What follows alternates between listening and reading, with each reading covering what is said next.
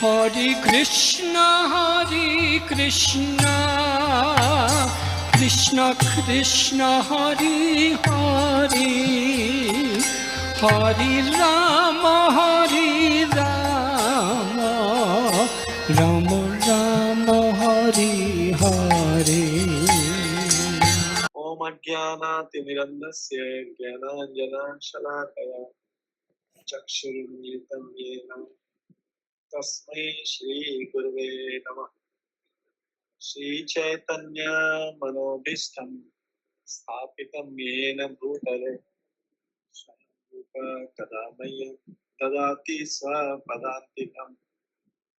वन्देऽहं श्रीगुरो श्रीयुतपदकमलं श्रीगुरुन् वैष्णवांश्च श्रीरूपं साग्रजातं सहगणा रघुनाथान्वितं तं सजीवं साद्वैतं सावधूतं परिजनसहितं कृष्णचैतन्यदेवं श्रीराधा कृष्णपादान् सहगणा ललिता श्रीविशाखान्वितं नमो विष्णुपदाय कृष्णपृष्ठाय भूतले श्रीमते भक्तिवेदांत स्वामिनिते नामिने।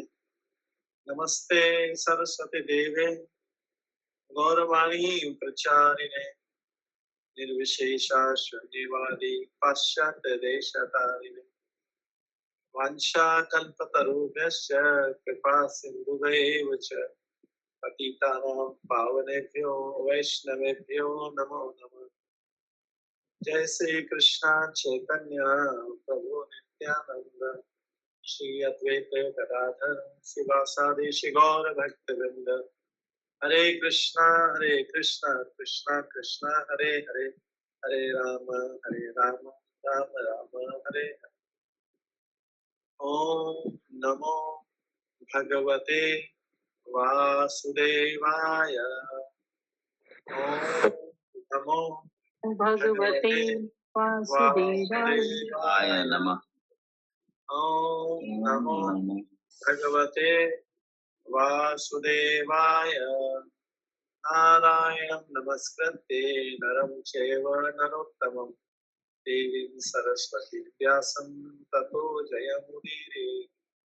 नष्टप्रायेषु भद्रेषु नित्यं भागवत सेवया भगवते उत्तमा श्लोके भक्तिर्भवति नैष्ठिकी। कृष्णाय वासुदेवाय देवकी नंदनाय च नंद गोप कुमाराय गोविंदाय नमो। हरे कृष्णा। आज की इस भागवतम क्लास में सभी भक्तों का स्वागत है।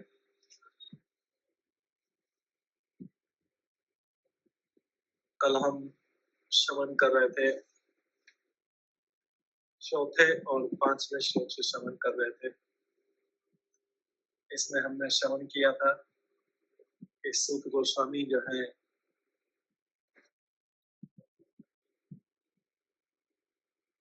नैमिषारण्य में जो भागवतम कथा सुनाने जा रहे थे,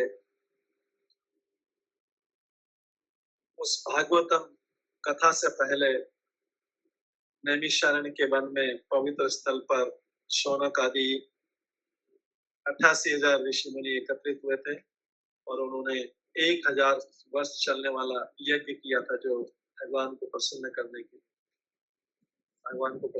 के लिए 1000 वर्ष चलने वाला यज्ञ किया था।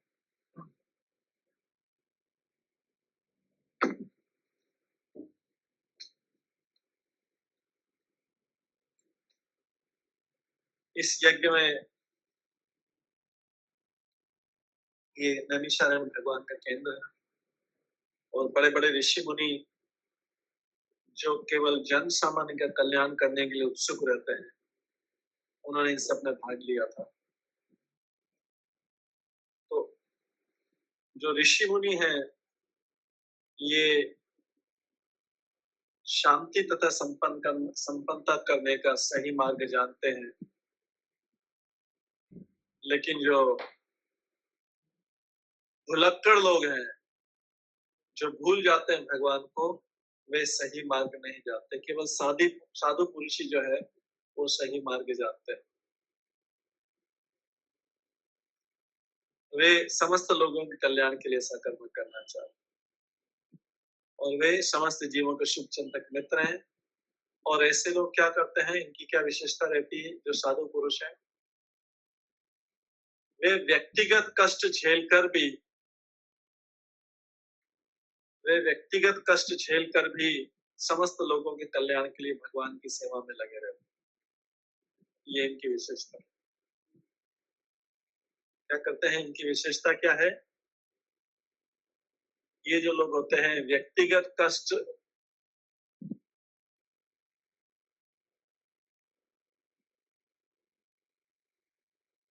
स्वयं कष्ट झेल करके भी दूसरों को कल्याण करते हैं। ये आता है इसमें, व्यक्तिगत कष्ट झेलकर भी समस्त लोगों के कल्याण के लिए भगवान की सेवा में लगे रहते हैं। और उसके बाद भगवान विष्णु एक विशाल वृक्ष के तुल्य है और इसमें जो देवता है, मनुष्य, सिद्ध, चारण, विद्याधर, अन्य सारे जीवों से बाकी सब वृक्ष की शाखाएं, उपशाखाएं तथा पत्तियां जैसी। तो कोई व्यक्ति ये पूछ सकता है कि कौन भगवान है? तो भगवान कौन है? भगवान जो है विष्णु। भगवान विष्णु एक विशाल वृक्ष के तुल्य। ठीक है, सबको दिखाई दे रहा है? भगवान विष्णु एक विशाल वृक्ष के तुल्य है और वो दिखाई दे रहा है।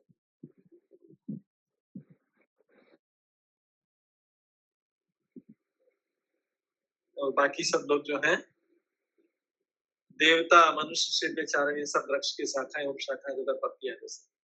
कोई व्यक्ति अगर ये प्रश्न पूछता है कि देवता की क्या स्थिति है, तो उनको ये बता सकते हैं भागवतम भगवान विष्णु वृक्ष के समान है।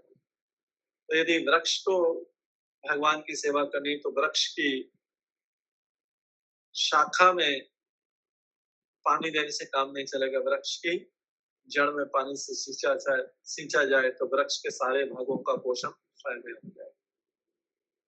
लेकिन अगर कोई व्यक्ति केवल शाखाओं का सींचता रहेगा, मतलब देवताओं की, मनुष्यों की, सिद्धों की पूजा करता रहेगा, तो वो जो है वृक्ष की सिंचाई नहीं हो पाएगी और वृक्ष कुछ समय बाद सूख जाएगा। ठीक है? और जो भौतिकतावादी लोग हैं, उनका संबंध भगवान से टूटा हुआ है। भौतिकतावादी लोगों का संबंध टूटा हुआ, तो इसलिए वो जानते नहीं कि जन कल्याण का रास्ता क्या है। वो जानते नहीं कि जन कल्याण का रास्ता क्या है। इसलिए उनकी जो योजनाएं बनाते हैं, वो नास्तिक लोग बनाते हैं, साधु लोग नहीं बनाते। साधु लोगों को रास्ता पता है, साधु लोगों को रास्ता पता है, लेकिन नास्तिक लोग जो है उनको रास्ता नहीं पता। इसलिए नास्तिक लोगों की सारी योजनाएं विफल हो जाती। नास्तिक लोगों की योजनाएं विफल हो जाती। हालांकि सारे लोग विफल होते रहते हैं, लेकिन फिर भी भागवतम से सीखना नहीं चाहते। वे जगने का नाम नहीं लेते हैं, सीखना नहीं चाहते, भागवतम से सीखना नहीं चाहते, उसका श्रवण करना नहीं चाहते। पता नहीं क्यों नहीं करना चाहते हैं, वे कभी जगने का नाम नहीं लेते हैं।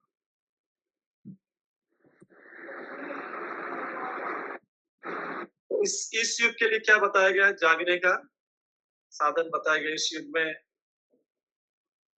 जागृति लाने की विशेष विधि भगवान के पवित्र नामों का कीर्तन।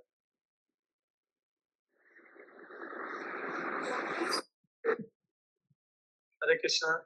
इस माता जी का माइक ऑन है, प्लीज अपना माइक ऑफ कर लीजिए माता जी। हाँ, आप माता जी माइक ऑफ कर लीजिए प्लीज।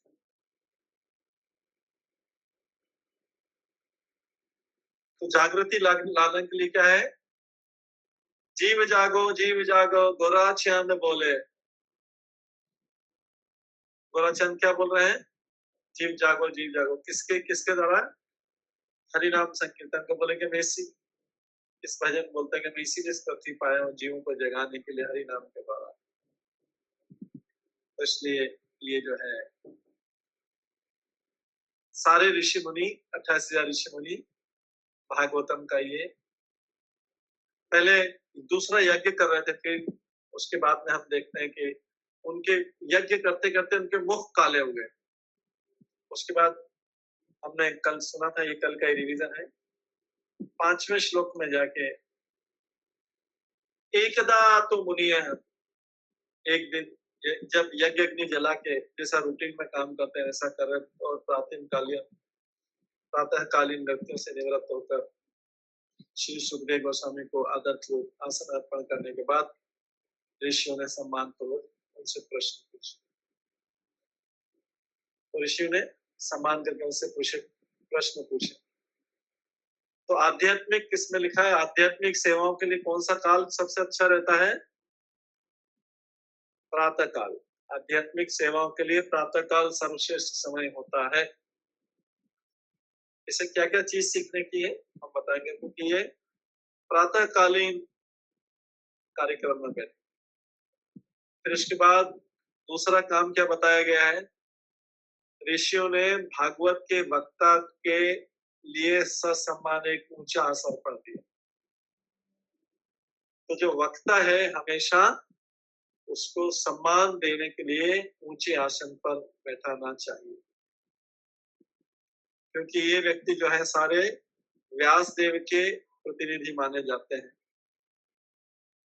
और व्यास देव ने भागवतम के संदेश को सुखदेव गोस्वामी को प्रदान किया था, और सुखदेव गोस्वामी ने इसे सूत गोस्वामी को प्रदान किया। तो इसलिए सारे जो भागवत के वक्ता हैं ये व्यास देव के प्रतिनिधि के रूप में माने जाते हैं। उन्हीं लोगों को व्यास आसन पर बैठने की परमिशन, इन लोगों को व्यास आसन पर बैठने की है जो व्यास देव का प्रतिनिधित्व करते। इन लोगों की क्या विशेषता रहती है?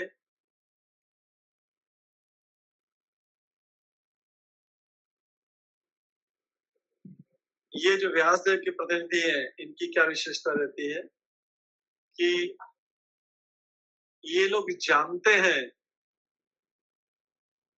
ये लोग जानते हैं कि जीवों का दुख कैसे दूर किया जा सकता।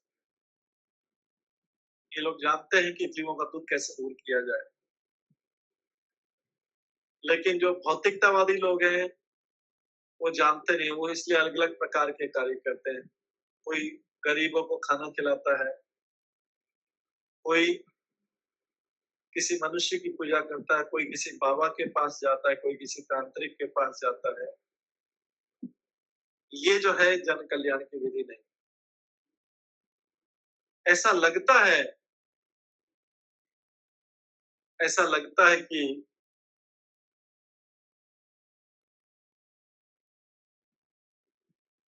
सामान्य व्यक्ति भी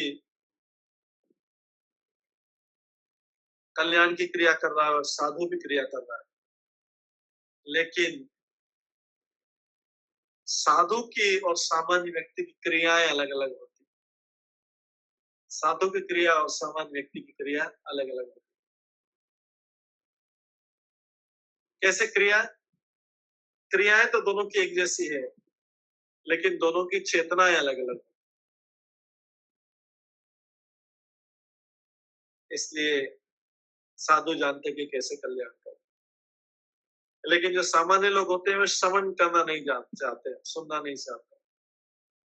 जबकि इसी भागवतम में लिखा है कि संकीर्तन यज्ञ के प्रभाव से सारे कलमश दूर हो जाते। इसलिए सूत गोस्वामी को आसन पर बैठाया गया। कल हमने बताया था कि सूत मतलब जो वर्ण शंकर संतान होती, और गोस्वामी कोई सरनेम नहीं, गोस्वामी जो है कोई सरनेम नहीं। गोस्वामी किसको बोलते हैं?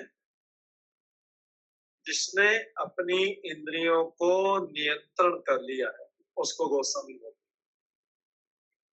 जिसने अपनी इंद्रियों को नियंत्रण कर लिया उसे गोस्वामी बोला जाता है। ठीक है,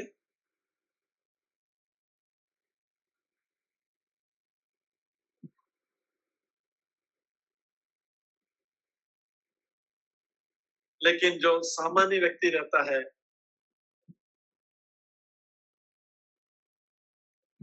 जो सामान्य व्यक्ति रहता है,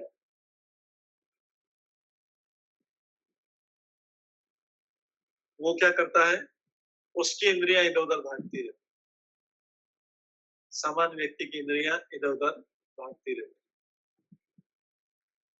वो गोस्वामी नहीं कहला सकता। तो भागवतम कौन कर सकता है, जिसने अपने इंद्रियों को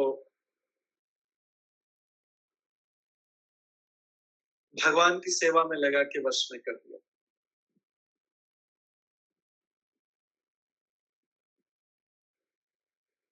ठीक है, ये हमने श्रवण किया था कल, सारी वक्ता की योग्यताओं को किया था। और भागवत के श्रोतागण वक्ता से अर्थ स्पष्ट करने के लिए प्रश्न पूछ सकते हैं, किंतु चुनौती की भावना से ऐसा नहीं करना चाहिए। किंतु चुनौती की भावना से ऐसा नहीं करना चाहिए।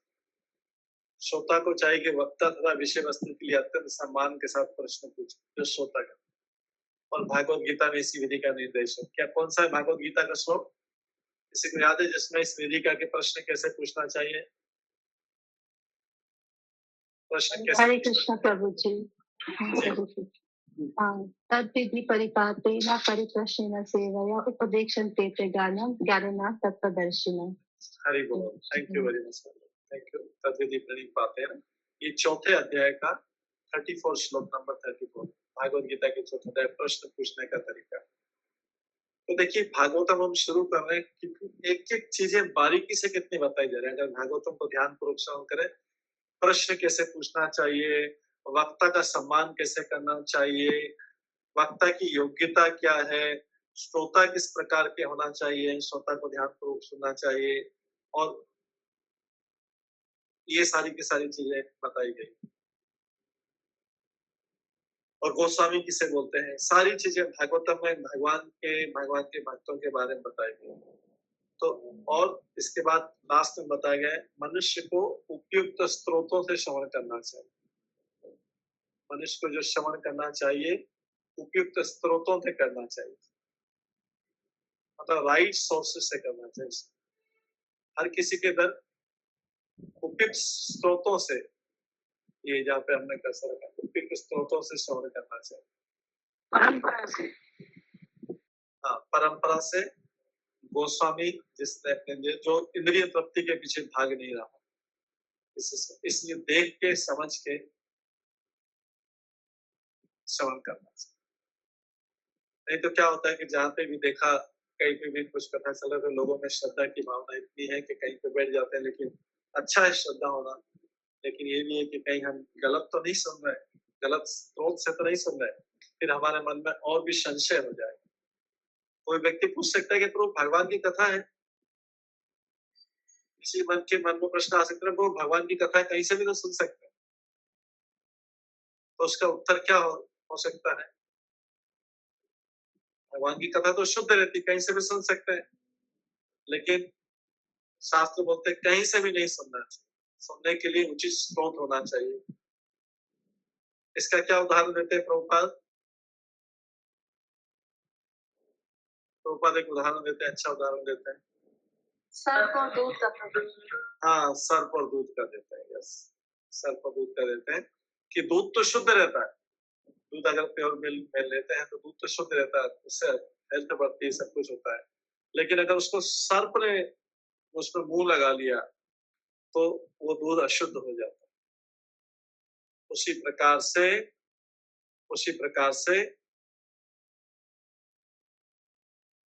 भागवत कथा तो, भगवान की कथा तो शुद्ध है, लेकिन किसी अवैष्णव के अभक्त के मुख से सुनी जाएगी तो उसका गलत अर्थ निकल जाएगा और फिर हम और भ्रमित हो जाएंगे। उसी कथा को अलग तरीके से प्रेजेंट कर देगा तो भगवान की भक्ति के बजाय हम भक्ति से दूर हो जाएंगे। या हम साकार व्यक्ति की बजाय निराकार व्यक्ति बन सकते हैं। ये जो है हमने कल सुना था। आज छठे श्लोक से श्रवण करें। छठा श्लोक है ऋषियो ऊचु। ऊचु शब्द क्यों लिखा है, ऋषियो वाच्य क्यों नहीं लिखा है? ऊचु क्या होता है, कई ऋषि की तरफ से प्रश्न पूछा जा रहा है। तो ऊचु मतलब कई ऋषि। ये तो बाकी जगह जैसे भगवान वाच्य एक आदमी बोलता है तो वाच्य है, और यहाँ पे ऊचु है मतलब कई लोग बोल रहे हैं। तो त्वया खलु पुराणानि सेतिहासानि चानघ आख्या आख्यानतानि अपि अधीतानि धर्मशास्त्राणि यानि उत।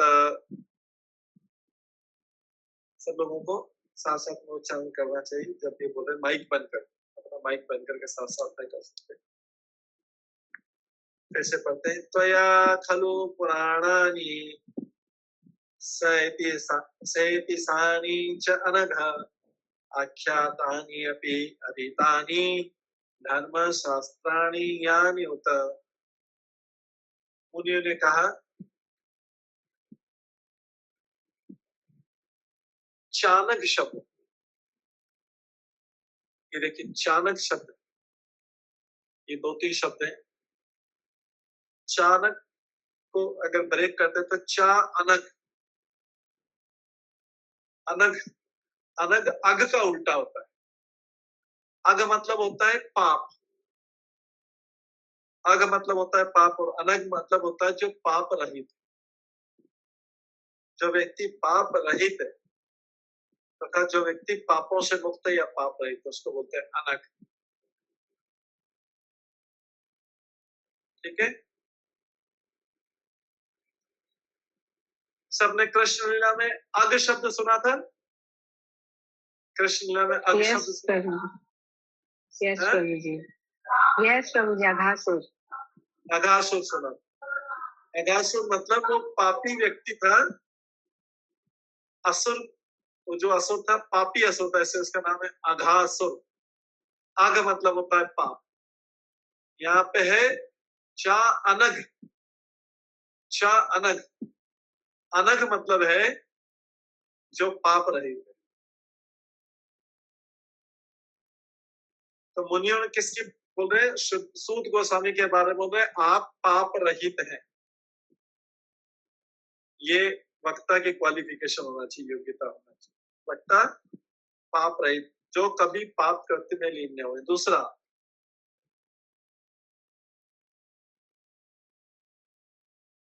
आख्यातिनी,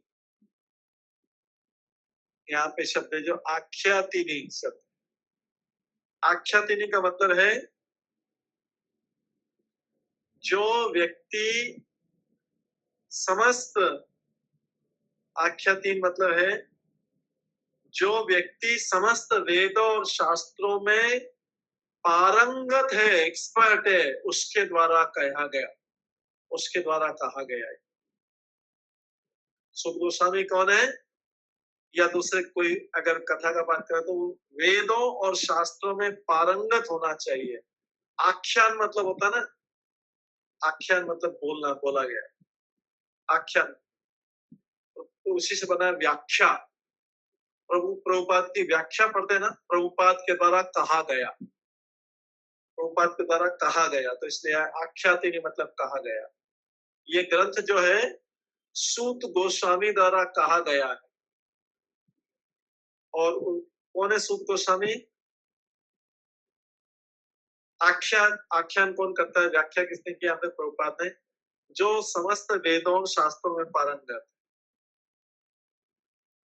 वो आख्यात। और तीसरा है अधितानी, तीसरा अधितानी। अधितानी मतलब सुपठित। आख्यान मतलब जो अच्छी तरह उसकी व्याख्या कर सकता है, और व्याख्या कौन कर सकता है? जिसने उसको अच्छी तरह पढ़ा। तो सूत गोस्वामी वेदों के पंडित थे और सभी ऋषि मुनियों में श्रेष्ठ थे। सभी ऋषि मुनियों में श्रेष्ठ। और वो व्यास देव का ज्ञान भी उनको था, उनको व्यास देव के द्वारा दिया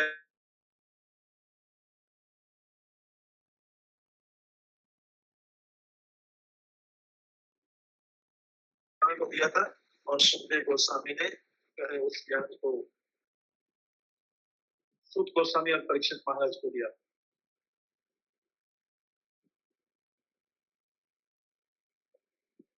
तो इसलिए बोला गया है इसमें पाप रहित थे, आख्यानी मतलब अच्छे वक्ता थे, और अधितानी मतलब उन्होंने बहुत अच्छा वेद और शास्त्रों का अध्ययन किया था। किसका किया था? धर्म शास्त्राणी, धर्म शास्त्रों का सही निर्देश देने वाले धर्म शास्त्रों का अध्ययन किया, यानी होता। तो कोई बता सकता है कि सूत गोस्वामी में जल्दी से क्या योग्यता थी सूत गोस्वामी में? जल्दी से कोई सारी योग्यता बता सकता है? हरे कृष्णा, प्रणाम प्रभु जी। हरे कृष्णा प्रभु जी, धन्यवाद प्रणाम। वो हाँ। पाप रहित, एकदम पाप रहित है एकदम, और हाँ। सभी वेदों में पारंगत है, और Yes. और जितने भी धर्म शास्त्र है उसमें भी उनका भी अध्ययन करने में पारंगत है। ये उनका पारंगत है, और अच्छे उनको जो समझे हुए हैं, व्यासदेव से भी सुना है, तो उसको अच्छी तरह व्याख्या कर सकते हैं, आख्यात है, अच्छी तरह कह सकते हैं। किसके लिए? धर्म शास्त्रों को कह सकते हैं। ये जो है ये विशेषता है। तो किसी भी व्यक्ति को अगर धर्मशास्त्र की व्याख्या करनी, तो उसमें ये सारे गुण होना चाहिए जो सूत गोस्वामी में है। ठीक है, इसमें किसी का कोई प्रश्न है? ये सब एक एक पॉइंट ध्यान रखना पड़ेगा। तो पाप रहित मतलब जो इस्कॉन में बताया गया 4 पाप मुख्यतः उससे रहित होना चाहिए। अवैध संबंध, पशुवध, मादक द्रव्यों का सेवन और सभी प्रकार की दूध कीड़ा, ये बड़े तो ये सब अगर कोई करता है तो उसको गोस्वामी के व्यास आसन पे नहीं बैठने का जरूरत है।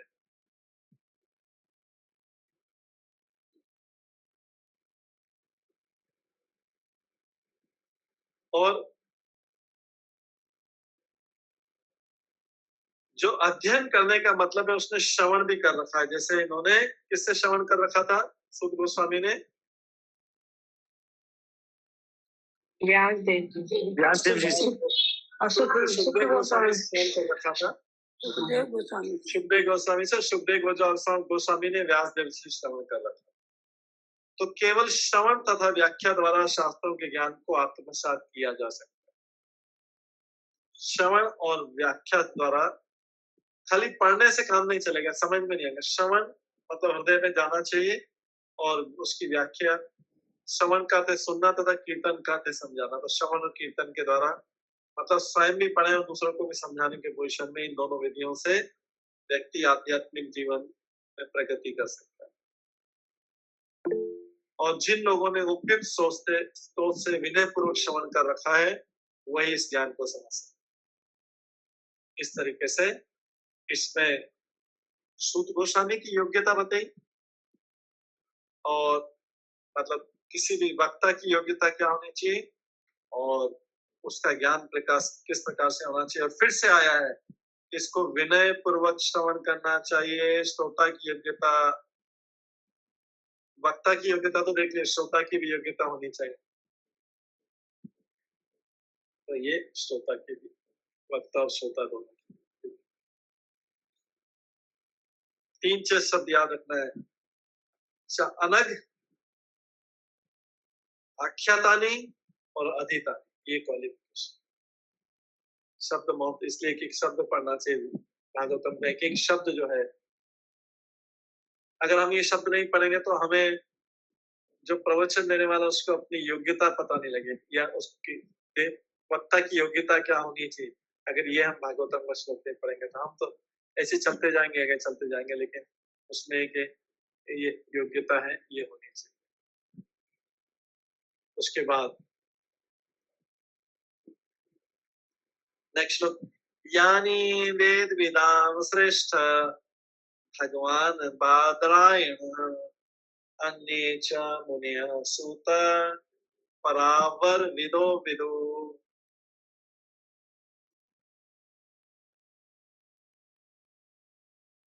तो अभी क्या कर रहे हैं, ये सब क्या चल रहा है, सूत गोस्वामी का सम्मान हुआ और सूत गोस्वामी का गुणगान हो रहा है। ये छठे श्लोक से, छठे श्लोक में क्या परिवर्तन है, पहले सम्मान किया, छठे श्लोक से पहले पांचवें श्लोक तक क्या किया, एक एक चीज को हमको ध्यान से देखना पड़ेगा भागवतम में क्या क्या हुआ है। पांचवें श्लोक तक क्या हुआ, उनको सम्मान, छठे श्लोक से उनका गुणगान हो रहा है कि आप अनग हैं, आख्यातानी और अधितानी। इस सातवें श्लोक में उनका गुणगान होगा। तो देखिए कितना गुणगान हो रहा है उनका, वक्ता का। क्या बोलते हैं, यानी वेद विदाम श्रेष्ठ भगवान बादरायण अन्य च मुनिय सुत परावर विदो विदु। हे शुद्ध गोस्वामी, आप ज्येष्ठंत एवं वेदांती होने के कारण ईश्वर के अवतार व्यास देव के ज्ञान से अवगत हैं और आप अन्य मुनियों को भी जानते हैं जो सभी प्रकार के भौतिक आध्यात्मिक ज्ञान में निष्णात। तो बादरायणी किसको बोलते हैं, बादरायणी किसको बोलते हैं, हरे कृष्ण प्रभु जी। व्यास हाँ, जिसने बदर वृक्ष के नीचे, बादरायणी, जिसने बदर वृक्ष के नीचे शरण ली है। सॉरी, जिसने बदर वृक्ष के नीचे शरण ली है। नहीं, व्यासदेव जी से, व्यासदेव को बोला गया है प्रभु जी, क्योंकि उनका जन्म तो वृक्ष के नीचे हुआ था ना, बादरायणी वृक्ष के नीचे। और कोई बताएगा बादरायणी का मीनिंग?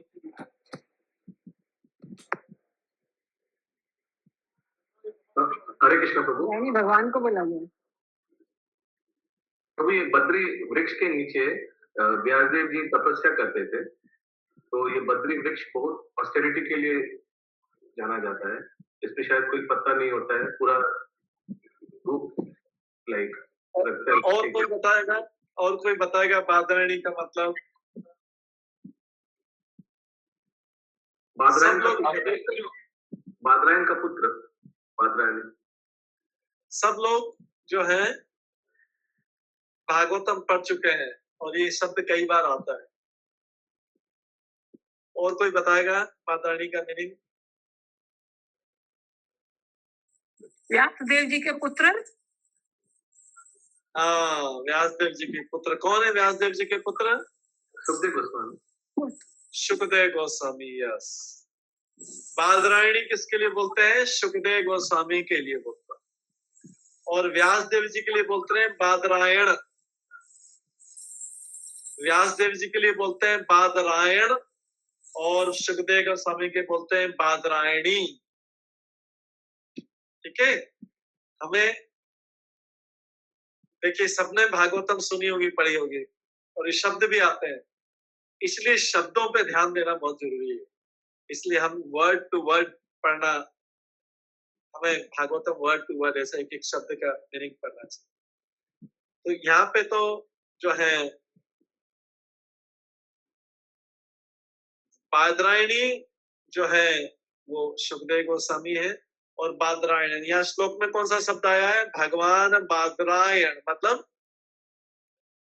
ये कौन है? व्यासदेव जी। ठीक है, ये व्यासदेव जी और बादरायणी जो है व्यासदेव जी के पुत्र हैं सुखदेव गोस्वामी। तो इसका यहाँ पे बताया, यानी मतलब हे सुध गोस्वामी, आप ज्येष्ठम विद्वान एवं वेदांती होने के कारण ईश्वर के अवतार व्यासदेव के ज्ञान से अवगत हैं और आप उन अन्य मुनियों को भी जानते हैं जो सभी प्रकार के भौतिक तथा आध्यात्मिक ज्ञान में निष्णात। तो यहाँ पर जो है व्यासदेव को भगवान बोला गया, यानी वेद विदाम सृष्टो भगवान बादरायण। व्यासदेव जी भगवान है क्या? हाँ, शक्तावेश अवतार है प्रभु। भगवान के शक्तावेश अवतार है, उनको भी भगवान बोला जाता है। भगवान के शक्तावेश अवतार को भी भगवान बोल सकते हैं। तो जो है आप ज्येष्ठतम विद्वान वेदांती होने के कारण ईश्वर के अवतार व्यासदेव के ज्ञान से अवगत। सुत गोस्वामी की प्रशंसा की जा रही कि आपको व्यासदेव का ज्ञान पता है। कैसे पता लगा? बादरायणी से ज्ञान मिला। बादरायणी कौन है? सुखदेव गोस्वामी के समक्ष। सुखदेव गोस्वामी किससे मिला ज्ञान?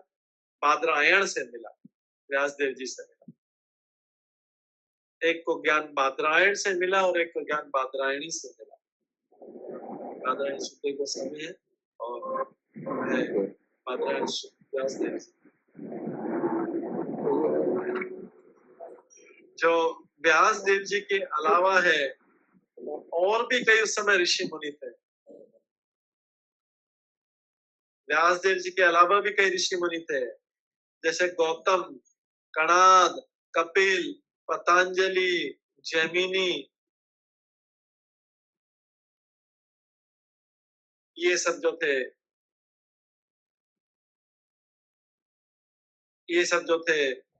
ये दार्शनिक थे। गौतम, कणाद, कपिल, पतंजलि, जैमिनी। और 5 बताएं, छठा कौन है? हरि बोल। छठा कौन है? जैमिनी, जैमिनी जैमिनी को आ जाए। देखिए हमने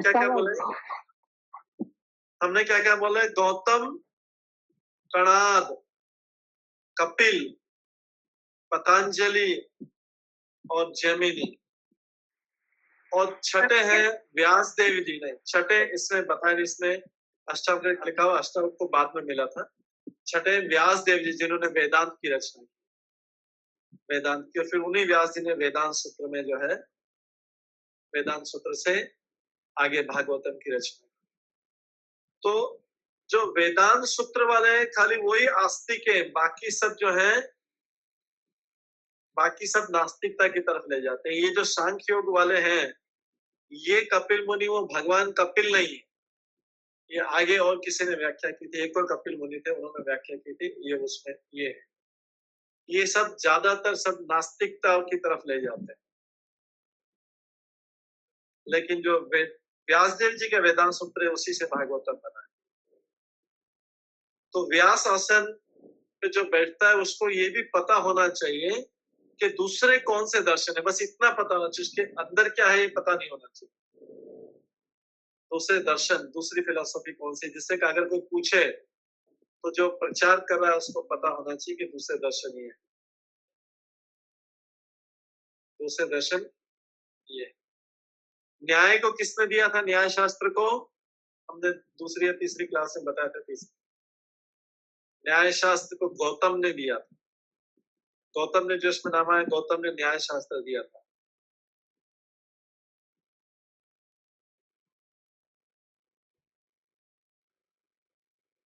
कणाद ने वैशेषिकवाद दिया था।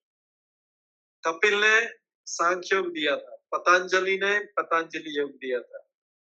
जैमिनी ने मीमांसा दिया था और व्यासदेव जी ने वेदांत दिया।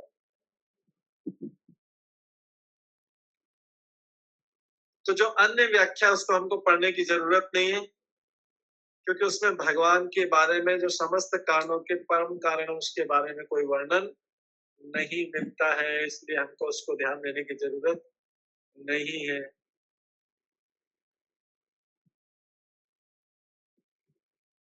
परम कारण कौन है?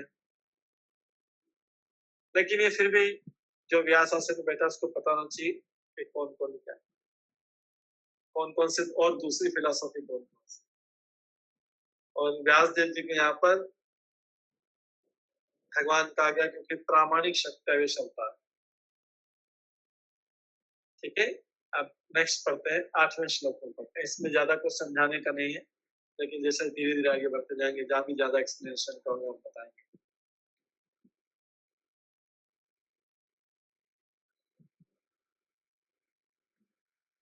अच्छा, जो वक्ता है उसको भौतिक ज्ञान होना चाहिए क्या? वक्ता को आध्यात्मिक ज्ञान तो होना चाहिए, लेकिन वक्ता को क्या भौतिक ज्ञान की जरूरत है क्या? जी नहीं, तभी खंडन कर पाएंगे हाँ जी, ज्ञान को, आध्यात्मिक ज्ञान को। आध्यात्मिक साथ ज्ञान के साथ कुछ भौतिक ज्ञान होना चाहिए क्या?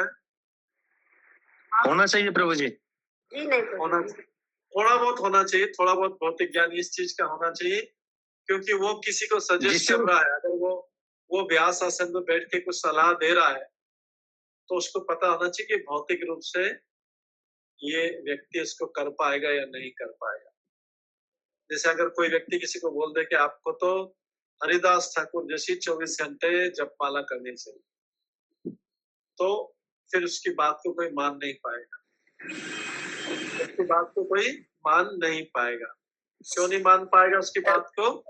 क्योंकि 24 घंटे जो है कोई जप कर नहीं पाएगा, तो उसको प्रैक्टिकल तरीके से बताना पड़ेगा कि भाई इसको 8 घंटे 10 घंटे इसको अपना बिजनेस करना पड़ेगा, नौकरी करना पड़ेगा, या फिर और दूसरी चीजें करना पड़ेगी।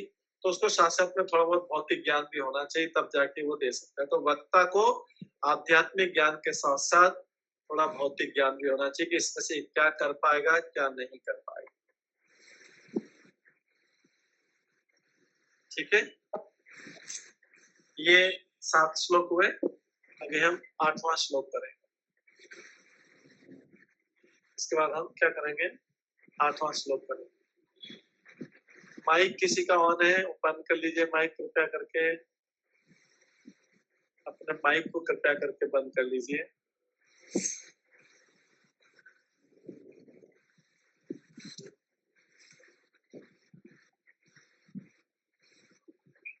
कृपया करके अपने माइक को बंद कर लीजिए।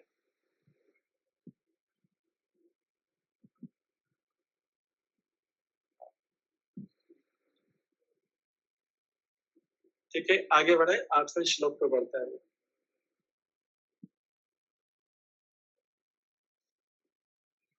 इस सब श्लोकों को ध्यान, सब में एक एक दो दो चीजें मिल रही है सीखने के लिए। भगवान की कथा सुन रहे हैं, लेकिन सब में एक एक दो दो चीजें मिल रही है।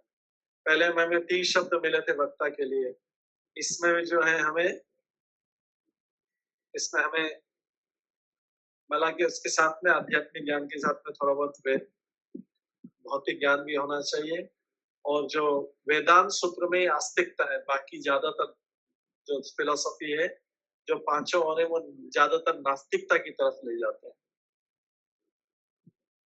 और जो है व्यासदेव भगवान के शक्ता विषय अवतार है। 8वें श्लोक पे आते हैं। वेत्थ तं सौम्य तत्सर्वम्। आप लोग माइक बंद करके इसको रिपीट कर सकते हैं, इससे अच्छा रहेगा सब लोग करें। वेत्थ तं सौम्य तत्सर्वम् तत्त्वतः तत अनुग्रहात् ब्रूयो स्निग्धस्य शिष्यस्य ब्रूः स्निग्धस्य शिष्यस्य गुरुवो गुह्यम् अप्युत गुरुवः गुह्यम् अपि उतः। वेत्थ मतलब पूर्ण रूप से निष्णात, पूर्ण रूप से निष्णात का मतलब क्या है?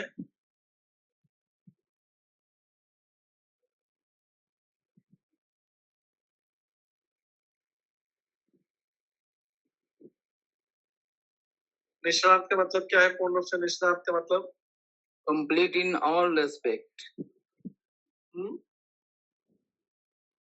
इंग्लिश में क्या लिखा है इसका? इंग्लिश की है किसके पास? Bhagavatam submissive, sorry submissive. Submissive. हाँ, पूर्ण रूप से निष्णात मतलब आप जो श्रोता है उसको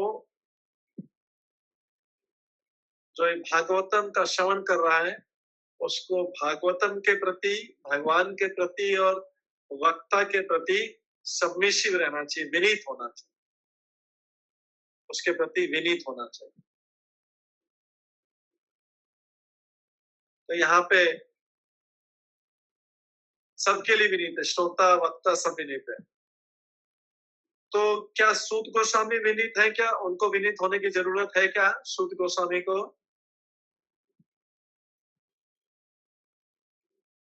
नहीं, वो तो प्रभु जी मुक्त आत्मा है। ओके, और कोई तो मुक्त आत्मा है ना, तो वो तो ऑलरेडी विनीत है। जी। ओके, और तो भगवान हरे कृष्ण प्रभु भगवान के संकल्प से अवतार हैं और तो स्वयं विनीत हैं। ओके, सूत गोस्वामी को इसलिए विनीत होना जरूरी है, वक्ता तो है इसी और पहले से विनीत है, क्योंकि उन्होंने भी तो किसी से सुना है। तो हर श्रोता को जो चाहे वक्ता भी बन जाए उसको विनीत होना चाहिए। सूत गोस्वामी हालांकि पहले से ही है विनीत, लेकिन फिर भी अभी वक्ता के रूप में भी उनको विनीत होना चाहिए, क्योंकि वो जो वक्ता है वो श्रोता भी है साथ साथ, उसने भी किसी से सुना है, सुन रखा है। तो ऐसा नहीं कि एक बार ज्ञान हो गया तो अभी वक्ता बन गया तो उसका विनीत भाव चला गया। वो भी कंटिन्यूसली श्रोता है, वक्ता भी किसी के लिए श्रोता है। तो इसलिए यहाँ पर उनकी प्रशंसा की जाए, जैसे हमने बोला ना, पहले सम्मान किया था, उसके बाद से पिछले श्लोक से, छठे श्लोक से उनकी प्रशंसा की जा रही है। अनघ और वो बताया था, अब और भी प्रशंसा की जा रही है कि आप, और इससे पहले वाले 7वें श्लोक में बताता, आप वेदांती भी हैं, व्यास देव के ज्ञान से अवगत हैं, ये सब भी बोला गया था। और आप अन्य मुनियों को भी जानते हैं, अन्य मुनियों को भी जानते हैं ना, सूत गोस्वामी अन्य मुनियों को, गौतम, कणाद और उनको भी जानते थे, उनकी फिलॉसफी भी जानते थे। इसके बाद बोला जा रहा है कि आप विनीत हैं, ये भी प्रशंसा की जाए। देखो 3 श्लोकों में, एक 2 श्लोक में सम्मान दिया और 3 श्लोकों में उनकी प्रशंसा की जा रही है। बोला है कि आप विनीत है और आपके गुरुओं ने एक सौम्य शिष्य जानकर आप पर सभी तरह से अनुग्रह किया है। तो विनीत है और साथ में दूसरी भी क्वालिटी, तो इसलिए आपके गुरुओं ने आपको एक अच्छा शिष्य, शुद्ध सरल शिष्य जान के उन्होंने आपके ऊपर कृपा की। और इसके कारण इसका ये क्यों बोल रहे हैं? क्योंकि इसके कारण आपको ज्ञान मिला है। विनीत और सौम्य शिष्य के कारण आपको ज्ञान मिला है, इनडायरेक्टली बताना चाह रहे हैं, क्योंकि आपके गुरुओं ने एक सौम्य शिष्य जानकर आप पर सभी तरह से अनुग्रह किया है, सभी तरह से कृपा की। ठीक है, तो जब गुरु किसी के ऊपर शुभाशिष करते हैं, कृपा करते हैं, प्रेम करते हैं, गुरु किसी से दया करते हैं, तब जाके भगवत ज्ञान प्राप्त होता है। बाकी दूसरा ज्ञान मिल जाएगा, एकेडमिक नॉलेज भी मिल जाएगा, ज्ञान आ जाएगा, श्लोक याद हो जाएंगे, हो जाएगा, सारी चीजें हो जाएंगी। जैसे दिग्विजय पंडित को जो चैतन्य भागवतम चैतन्य चरितामृत में दिग्विजय पंडित को सरस्वती जी का आशीर्वाद प्राप्त था, लेकिन भगवान का आशीर्वाद प्राप्त नहीं हुआ। और भक्त का आशीर्वाद, सरस्वती जो सरस्वती उनके जीवा में बैठी थी, वो सरस्वती का भौतिक रूप था। वो जो आध्यात्मिक जगत में शुद्ध सरस्वती है, उसकी छाया का उनको आशीर्वाद प्राप्त हुआ। उसकी छाया मतलब जो भौतिक ज्ञान उनको स्लो कंटेस्ट हो गए थे, लेकिन कृपा नहीं मिली थी उनको, भगवान के भक्त की कृपा। कोई व्यक्ति पूछ सकता है सरस्वती भी तो भगवान के भक्त है, या सरस्वती जी भी भगवान के भक्त है, लेकिन जो वैकुंठ लोक में बैठती है सरस्वती भगवान की भक्त है। यहाँ पे जो भौतिक जगत में सरस्वती, उनकी छाया, ऊपर वाली सरस्वती को शुद्ध सरस्वती बोलते हैं, ये चैतन्य भागवतम में आता है। उनके लिए शब्द होता है शुद्ध सरस्वती, ये उनकी छाया है इस भौतिक जगत। तो इसलिए जब गुरु या भगवान प्रेम करते हैं तो व्यक्ति को ज्ञान प्राप्त, आध्यात्मिक ज्ञान प्राप्त होता है। इसलिए गुरु की कृपा आवश्यक है। तो यहाँ पे तात्पर्य में बोल रहे हैं आगे, तो पहले इसको पूरा कर लेते हैं। आपको क्यों मिला कृपा? आपके गुरुओं ने, चूंकि आप विनीत हैं, अतः आपके गुरु ने एक सौम्य शिष्य, और सौम्य शिष्य भी, सौम्य शिष्य जानकर मतलब, सौम्य मतलब है सरल शिष्य, कपट छल कपट नहीं है, शुद्ध और सरल शिष्य आप पर अनुग्रह किया। अतः अब आपने अपने गुरु से जो सीखा है वो सब हमें बताइए। जैसे आपने उनसे वैज्ञानिक ढंग से सीखा है। वैज्ञानिक ढंग का मतलब क्या है? वैज्ञानिक ढंग से सीखने का मतलब क्या है?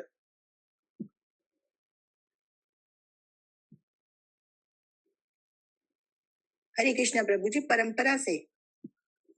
ओके, और यस, और तर्कपूर्ण। ओके, और जो वेदों में लिखा हुआ है प्रभु जी, और जो उन्होंने साक्षात्कार किया है प्रभु जी, हाँ, सब कुछ प्रूफ के साथ, लाइक कि इन्होंने ये किया वो वैसे। ओके, और भी भक्तों ने आंसर दिया, प्रीति माता जी ने आंसर दिया, प्रामाणिक थे। हाँ, ओके, और प्रामाणिक, हाँ, उनको रियलाइज नॉलेज था, उनको साक्षात्कार भी हुआ, सूत गोस्वामी को साक्षात्कार भी हुआ, इसलिए वे व्यासदेव के प्रतिनिधि। व्यासदेव को भी साक्षात्कार हुआ था भगवान से, तो उनकी प्रेरणा से उन्होंने लिखा था। तो यहाँ पर जो है उनको साक्षात्कार भी, उसको बोलते हैं वैज्ञानिक ढंग से। ज्ञान और विज्ञान में क्या अंतर है? ज्ञान मतलब जो हम श्रवण कर रहे हैं उसको, लेकिन जब अपने जीवन में उसको अपना ले, उसका साक्षात्कार हो गया, अपने जीवन में आत्मसात कर ले, जैसा शब्द आता है इसमें, तो वो विज्ञान हो गया। तो आपने वैज्ञानिक ढंग से सीखा है, मतलब वो सारे ज्ञान को आपने अपने हृदय में ले लिया है, जिन्हों आपने वैज्ञानिक ढंग से, मतलब अभी हम ज्ञान ले रहे हैं, हमारा सबका पता नहीं कि हम उसको वैज्ञानिक ढंग से ले रहे नहीं ले रहे। वैज्ञानिक ढंग से लेने का मतलब है साथ में उसको आत्मसात भी करें, अंदर भी ले रहे हैं, ध्यान भी दे रहे हैं। जैसे अभी हमने पिछले श्लोक में सुना ना, वक्ता की क्या क्या योग्यता है। तो जब भी हम वक्ता बने तो हमें ध्यान में रहना चाहिए कि वक्ता की क्या योग्यता है। अनग होना चाहिए, आख्यानिक होना चाहिए, उसके बाद और भी एक और तीसरा शब्द भी था, शब्द कौन सा था? अधितानी था, वेदो शास्त्र का अध्ययन करना चाहिए। ये तो अगर हमने इसको ग्रहण कर लिया, ऐसा करेंगे तो इसका मतलब हम वैज्ञानिक ढंग से इसको सीख रहे हैं, उसको साथ में हम अपने जीवन में भी उतारें। तो तात्पर्य आध्यात्मिक ज्ञान को जीवन सीखने के लिए गुरु को तुष्ट करना और उसको आशीष प्राप्त करना, मतलब उनका आशीर्वाद प्राप्त करना जरूरी है आध्यात्मिक जीवन की सफलता है। भौतिक जीवन में तो ऐसे ही सफल हो जाए, गुरु की अवज्ञा कर देंगे तो भी सफल हो जाते हैं भौतिक जीवन, क्योंकि भौतिक जीवन तो यहाँ पे ट्रैप करने वाला है। गुरु की अवज्ञा करने से और ज्यादा फंसेंगे भौतिक जीवन और कष्ट पाए। तो जो है गुरु के बारे में विश्वनाथ चक्रवर्ती ठाकुर, जो सुबह हम मंगला आरती करते हैं, संसार दावा नलमीन लोका प्राण्य कारुण्य घना घनात्म प्राप्त से कल्याण गुणानवस्या वंदे गुरु श्री चरणार बिंदु, ऐसे गुरु को प्रणाम करता है। जो संसार में वन जैसी अग्नि है वो जल रही है, उसमें गुरु शीतलता प्रदान करता है। घना घनात्म, बादलों की जो घने बादलों के ऊपर से वर्षा कर शीतलता इस संसार में। तो यहाँ पे गुरु का मतलब है, ये कौन सी शीतलता दे रहा है? भागवतम, भगवान से संबंधित ज्ञान से शीतलता दे रहा है। गुरु को तुष्ट करके, ऐसे गुरु को तुष्ट करके कोई भगवान को प्रसन्न कर सकता है। और जब वो ऐसे गुरु को तुष्ट नहीं करता तो उसके आध्यात्मिक मार्ग में विघ्न ही विघ्न आते रहते हैं। गुरु को तुष्ट करने का, ये गुरु को तुष्ट करने का सबसे सरल साधन क्या है? उसकी आज्ञा का पालन करना, बस ये सबसे सरल साधन, गुरु की आज्ञा का पालन। अतः आवश्यक है कि शिष्य को अपने प्रामाणिक गुरु के प्रति अत्यंत आज्ञाकारी तथा विनीत बना रहे। यही जो बताया क्वालिफिकेशन क्या, उसको गुरु को संतुष्ट करने की क्या क्वालिफिकेशन है? ये शब्दों को, दोनों शब्दों को ध्यान से देखिए। वो क्या करें? आज्ञाकारी और विनीत बना रहे। आज्ञाकारी और विनीत बना रहे। ये ही गुरु को प्रसन्न करने का तरीका है। ये रहा शब्द, अत्यंत आज्ञाकारी और विनीत बना रहे हैं। इतनी छोटी सी चीज चाहिए बस गुरु को प्रसन्न करने के लिए। गुरु को प्रसन्न कर लिया तो भगवान भी प्रसन्न हो गए। तो श्री सूत गोस्वामी शिष्य के इन सारे गुणों से ओतप्रोत थे, उन्हें भरे हुए थे सारे गुण। अतः उन पर विद्वान एवं स्वरूप सिद्ध आध्यात्मिक गुरु तथा शील व्यासदेव अन्य गुरुओं की कृपा दृष्टि थी। इसका मतलब है कि आज्ञाकारी विनीत तो उनकी कृपा दृष्टि है। इसलिए नैमिषारण्य के ऋषि मुनि को पूर्ण विश्वास था कि इसलिए सूत गोस्वामी को इतना सम्मान दे रहे हैं कि श्री सूत गोस्वामी प्रामाणिक व्यक्तित्व है, इसलिए वो उनसे सुनने के उत्सुक है। प्रामाणिक व्यक्ति से सुनने के लिए उत्साह होना चाहिए।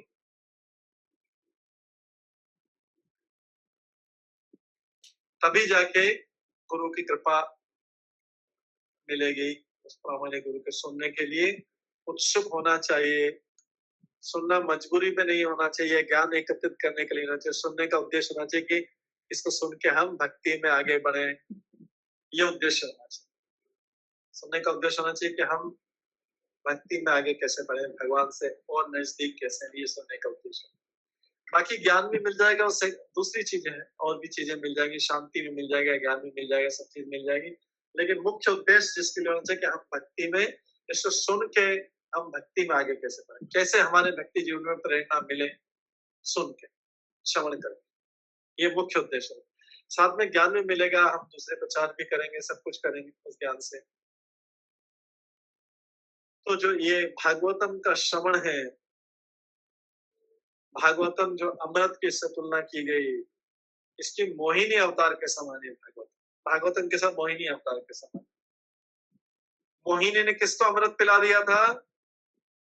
देवताओं को अमृत पिला दिया था।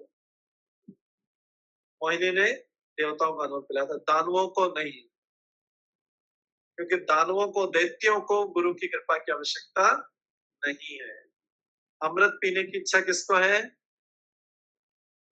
देवताओं को है। तो भगवान ने देवता को अनुदित, क्योंकि देवता मोहिनी अवतार जैसा बोलते जा रही थी। मोहिनी अवतार ने देवताओं से बोला चुप बैठे रहो, अभी तो मैं पहले करती, तो देवता लोग चुप वैसे बैठे रहे।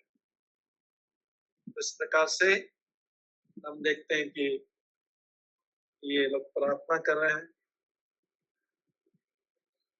इसके पश्चात जो है आगे 9वें श्लोक में भी प्रार्थना करते हैं।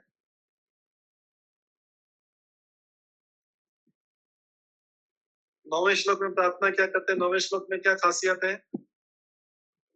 9वें श्लोक में खासियत है कि जो शौनकादिक ऋषियों ने 6 प्रश्न पूछे थे, हमने शुरू में बताया था, 6 प्रश्न बताए थे। 6 प्रश्न में से पहला प्रश्न जो है यहाँ पे पूछा जाएगा। पहला प्रश्न जो है 9वें श्लोक में पूछा जाएगा। आगे 6 प्रश्न एक के बाद एक आगे पूछे जाएंगे अगले श्लोकों में। अभी तक क्या किया? केवल सम्मान किया। पहले तो मंगलाचरण गाया हमने भागवतम का, उसके बाद में सूत गोस्वामी आए, उनका सम्मान किया, बैठाया। अगले 2 श्लोक में स्वयं बैठे शौनकादिक ऋषि और सूत गोस्वामी को बैठाया, सम्मान किया। अगले 2 कितने हो गए? 3 और 2 5 हो गए। फिर उसके बाद अगले 3 श्लोक में क्या किया? सूत गोस्वामी की प्रशंसा की। इस तरीके से 8 श्लोक पूरे हुए। ठीक है। इसके बाद 9वें श्लोक से जो है प्रश्न पूछना चालू हुआ। अभी काम की बात होगी। हालांकि पहले भी काम की, कोई बोलेगा हाँ काम की बात तो अब चालू नहीं है। उससे पहले अगर सम्मान नहीं करेंगे, सब कुछ नहीं करेंगे, गुणगान नहीं करेंगे, तो हमें काम की बात मिलेगी नहीं। हमें काम की बात मिलेगी नहीं। काम की बात एक तरीके से कोई सोच सकता है कि यहाँ से चालू हो रही है, उत्तर अभी मिलेगा, लेकिन उससे पहले वो चीज करना भी उतना ही जरूरी है जितना काम की बात करना जरूरी। जब सम्मान नहीं हो, जब गुणगान नहीं करें, तो वो उसको गुरु को फील नहीं होगा, उसको ऐसा लगेगा नहीं कि इनको कुछ पता नहीं है, तो चैलेंजिंग मोड में, चुनौती देने वाले मोड में, तो उसके हृदय से चीजें निकलेगी, उसको इच्छा नहीं होगी कोई बताने की इच्छा। वो भी उतना ही जरूरी है जितना अभी क्वेश्चन पूछना और आंसर। ठीक है, क्वेश्चन पूछना और आंसर लेना जरूरी है, लेकिन वो भी उतना ही जरूरी, तब जाके गुरु बता पाए, गुरु की कृपा प्राप्त हो। खाली से प्रश्न पूछ के कुछ आंसर ले लिया तो उसको कृपा तो नहीं मिलेगी, थोड़ा बहुत ऐसे ज्ञान मिल जाए कृपा। ठीक है, तो आज इसको हम यहीं पे विराम देते हैं।